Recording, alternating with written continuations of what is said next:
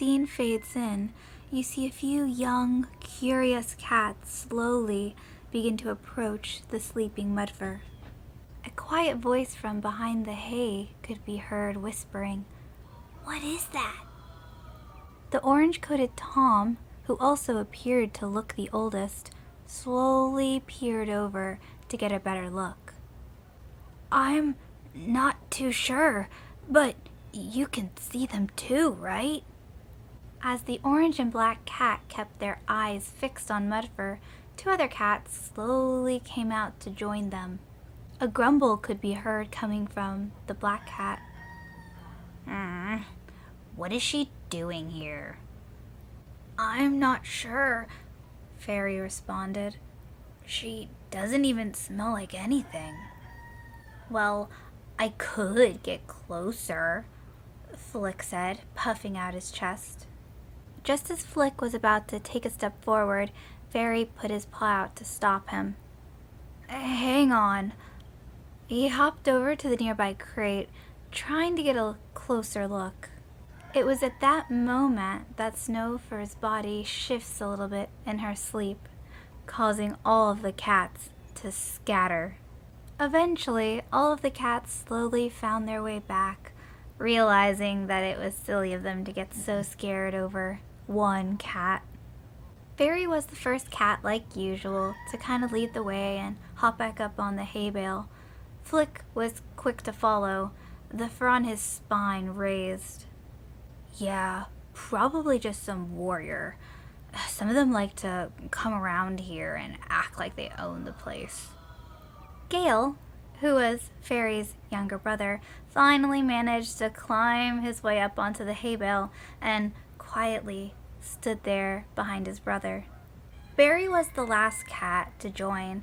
He was usually a little bit more nervous about new things. "Are all warriors evil? From what I remember from the He paused, not wanting to move forward with the topic and just kind of looking away. Before Fairy had a chance to ask if Barry was okay, Mudfur's ears twitched towards the sound of the rustling hay, and her eyes fluttered open. Flick was the first cat to instinctively leap backwards. Gale, realizing what was happening, quickly skittered underneath his brother's legs. Mudfur slowly turned and looked at each cat before giving a sympathetic smile. "Oh, hi there." "Oh, hello there," Fairy said in his usual excited voice. A tiny voice could be heard squeaking. "It talks? I thought it was a ghost." Barry took the opportunity to slowly slink farther away from the mysterious cat and hide behind Flick, who scowled. "Oh, stop being a timid mouse." Mudfur sat up, looking around a little awkwardly again. Who are you all?" she purred, hoping to hide her confusion since she couldn't remember much of anything. Flick instinctively leaped to his paws, his tail high in the air and chest puffed out. "Who's asking?"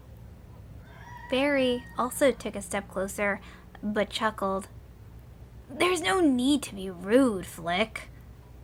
She looked down at her own muddy paws, and something about that felt very familiar, so she answered, I think mud." All four cats tilted their head at the same time, Fairy questioning. "You think?" The kit chirped up again. "Mud? That's kind of a silly name." When Barry stepped forward, his steps were quiet as he approached.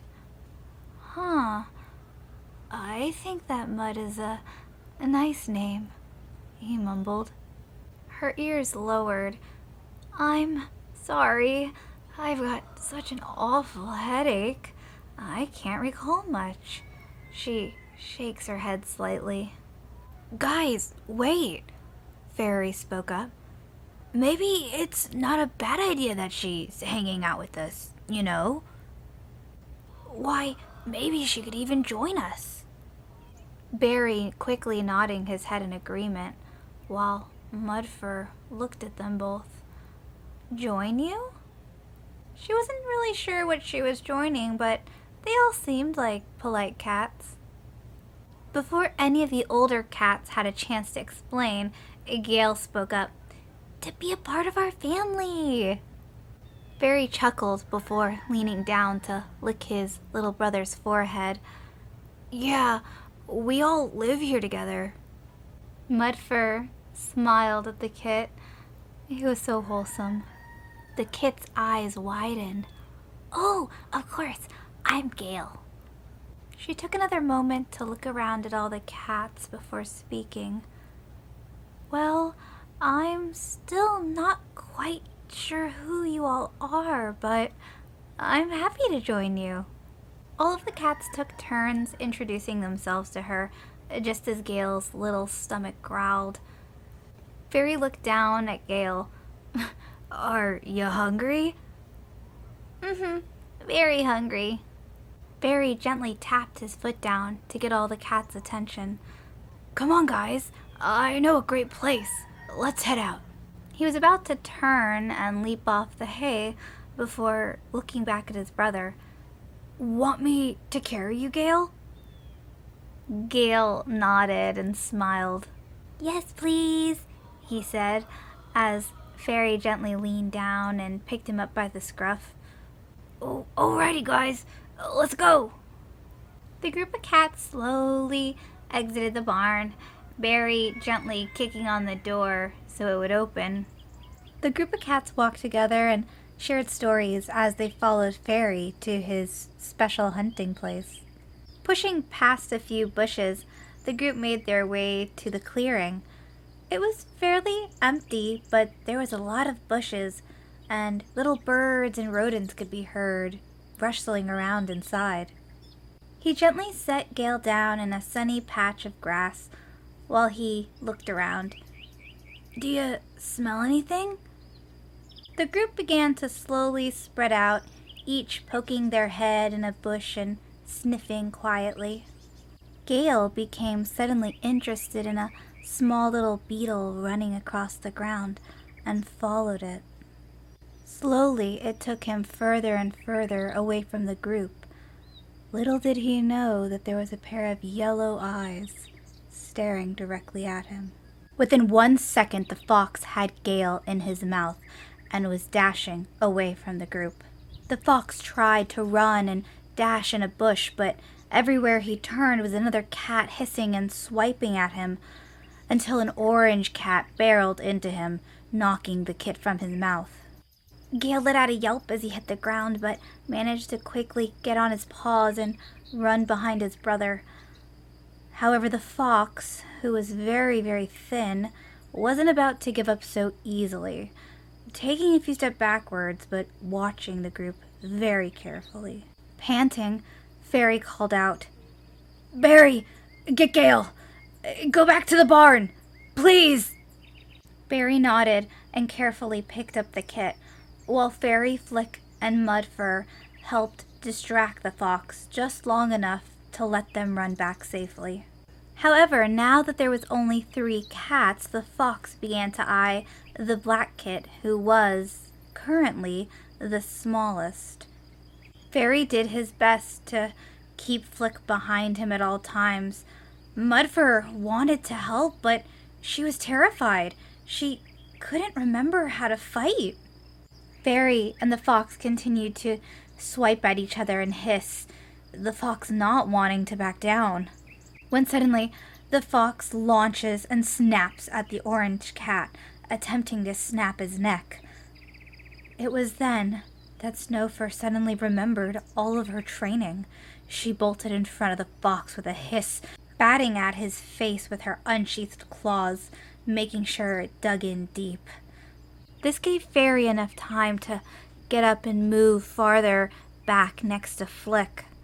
Mudfur hissed and stood her ground, refusing to let it get any closer to her new friends. But the fox refused to give up, tearing into all of the cats as they continued to hiss and fight. When suddenly, Flick was on the ground with the fox on top of him, snapping at his throat.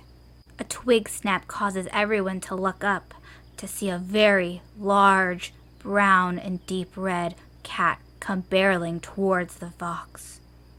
"Fox, out!" he almost barked, his claws digging at the ground as he leapt at the fox. A small growl could be heard leaving the fox's jaws before he finally turned and fled. "And stay out!" he yowled, before turning back to this strange group. "Is everyone here okay?" he asked, stopping a few feet away from them, not wanting to scare them. I'm all right. I just got the wind knocked out of me," Flick grumbled, brushing himself off. Barry looked up with a small smile. "Yeah, we're all right. Thanks to you." Mudfur opened her mouth to speak when a small cream and orange-colored cat came busting through the bushes, tumbling into them before quickly standing next to this larger cat. "Who are you?" the large Tom said as he was interrupted by his apprentice. "Is everything all right? Sorry I'm late." She sniffed around the ground until she could tell she had picked up the scent of a fox. "That fox had better be far gone by now," she growled. The Tom looked down. "They should be. I can always send extra patrol if needed." The three cats awkwardly stared at each other for a moment until Fairy spoke up. "I'm Fairy. This is Flick. And on my other side is Mud." "I wanted to thank you so much for saving us. That fox was ruthless." The deputy nodded, eyeing Mud in particular, as if he recognized her. "I see. Is there anything else we can help you with?" Fairy stepped closer. "Actually, if it's not too much trouble, could you lead us back to the barn? That's where our friend and my brother is." The older Tom thought for a moment. "I don't see why that should be too much trouble." He looked down to Sunpaw. "How do you feel about this?" The apprentice thought for a moment, tapping her paw, before finally nodding. "Yeah, I don't see why not." Fairy's face lit up. "Thanks, that's great," he said at Sunpaw, before turning around. "Let's hurry up and get back." The Wind Clan deputy safely led the three cats back to the barn, even letting them stop to pick up a few herbs. They had quite a few scratches, and it seemed like they would probably need them. You watch as Fairy, Flick, and Mudfur all hobble into the barn, their mouths full of herbs. Thankfully, Barry and Gale were safe in the barn, and it didn't take long for Barry to begin healing everybody else, just as Fairy looked at the group. "Is everyone okay?" Flick simply shrugged. "I'll be fine." "That was really scary," Fairy added. "I'm sorry I got you guys all mixed up with that fox." "Yes, it was scary, but you can't beat yourself up.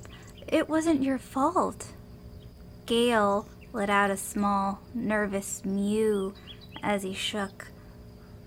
"Hey, it's all right to be afraid, but you've got us to keep you safe," he purred and comforted his brother as the other cats all nodded in agreement. Barry waited a few moments before speaking up. "Luckily, none of your wounds look like they'll have any permanent damage, just as long as we make sure to keep them clean," he purred. Mudfur looked down at her injury. Barry had done a very good job. It already began to stop stinging, but she looked over at him. How do you know so much about herbs and healing, Barry? But at this question, the young Tom's eyes softened and he looked down at the hay. Well, my father was a clan cat, a medicine cat. His voice trailed off.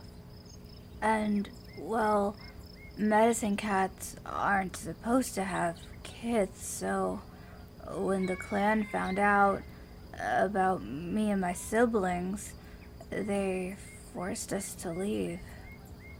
Mudfur frowned.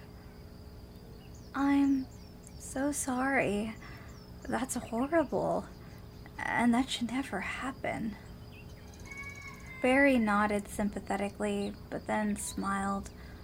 But I'm really glad that I'm here now. Fairy found me, and Flick was already with him, and they treated me just like family. The young cats began to retell tales of adventures they had together when Gale quietly speaks up. Mud? Yes, little one? She tilts her head. Have you ever had any friends before? He tried to ask. Mudfur kind of froze at the comment for a moment. A little bit of a worried expression on her face. I'm not sure. I feel like I did.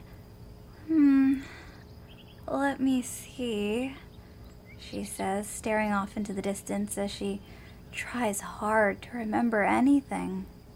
Wait, I remember my mother? She had the prettiest fur and a bell. So, not a clan cat, right? Wait, though. My father, he was leader? She began to feel dizzy as all of these thoughts began to return. One after another, they became stronger until she remembered him. Mothrose. I think I'm a clan cat. I remember the cat I love. His beautiful brown fur. She blinks in shock as the memories just continue to flood back. All cats within ear range look up with shocked expressions as the scene fades. But not to white. There happens to be a gathering tonight. Here we see a mixture of Shadow Clan and River Clan, some apprentices and medicine cats, and warriors. Sunpaw, a Wind Clan apprentice, could be heard loudly trying to get Crowpaw's attention. Psst! Hey! Crowpaw! Currently, Acorn Star was going on and on about prey, and Crowpaw was trying to pay attention, but looked over. Oh, hey, Sunpaw. Sunpaw quickly looked around to make sure none of the other cats were listening before leaning closer, but still speaking rather loud. Your clan's deputy went missing a while back, right? The one with the pure white coat. Crowpaw slowly nodded. Mm-hmm. More worried that Mistpool would yell at him for not paying attention. Yeah, her name was Mudfur, I think. Sunpaw's eyes lit up.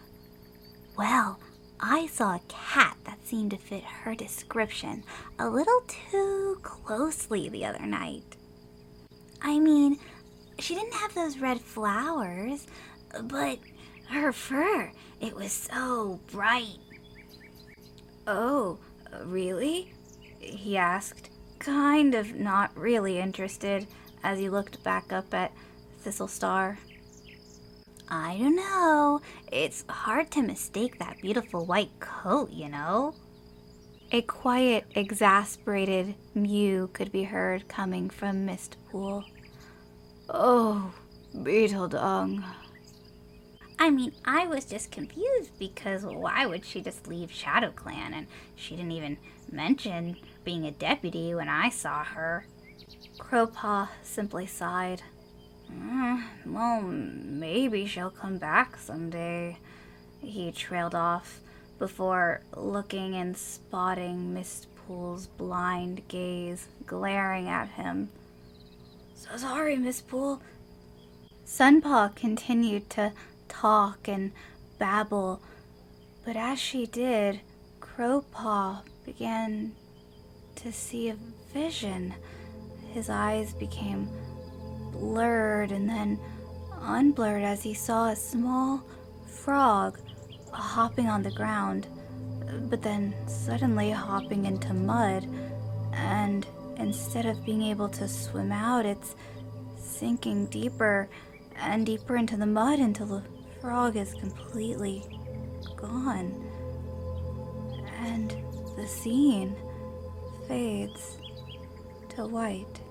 You now see a familiar Star Clan cat sitting in front of you, a cat that you recognize as Littlesprout.